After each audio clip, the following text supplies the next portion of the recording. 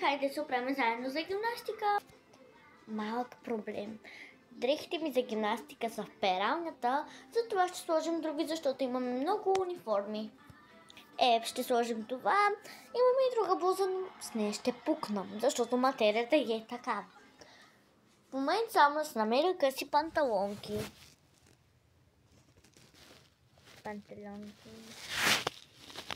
И камерата ми пада. Но нищо.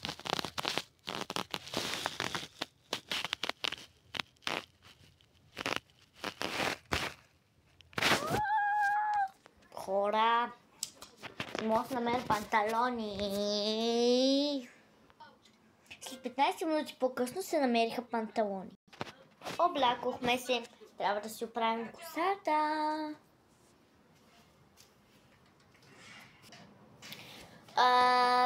Ще сложим ето това, тази гривничка. Това. И това.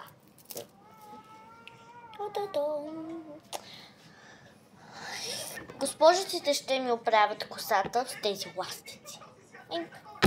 А сега ние ще си направим една хубава опашчица, като ще стрежем косата.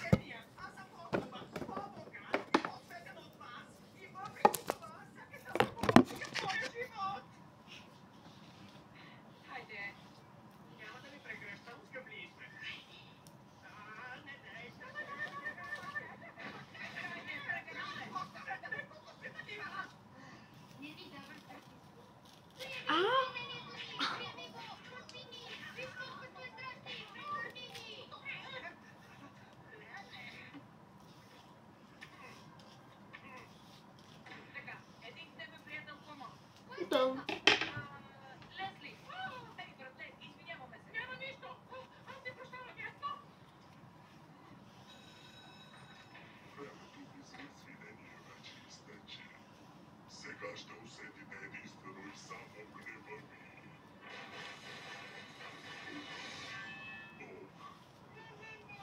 I'm ready.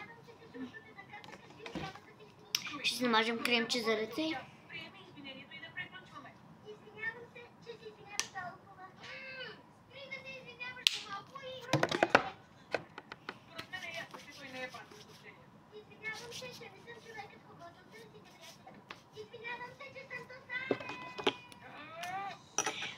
Имам малки ранички, устните ми са напукани, затова ще сложим това гел за устни.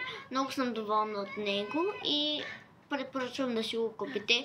Продават го в всякакви магазини, квартални като Левчето и такива малки магазинчета.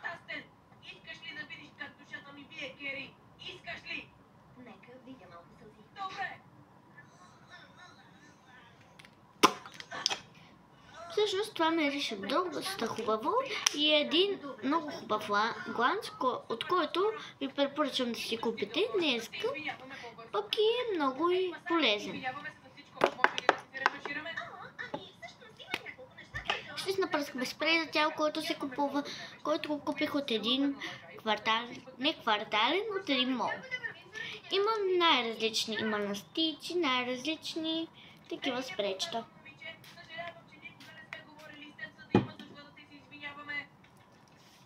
Мажем го, на слънцето, ако погледнете отблизо, ще видите, че също това е и блестящо и когато се намажете, ръката ви блести, има малко блокад.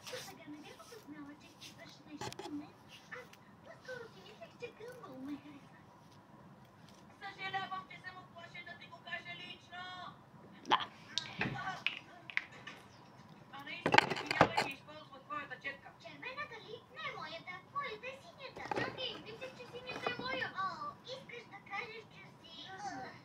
Ще се намажем кремче.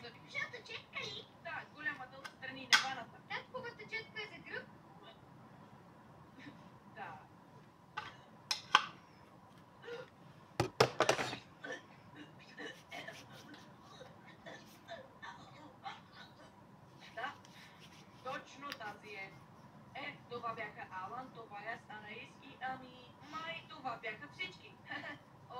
Огромна тежест пада от плещите ми. Какво става? Братко, какво ти става? Изглежда е било от стреса заради това, че всички са ни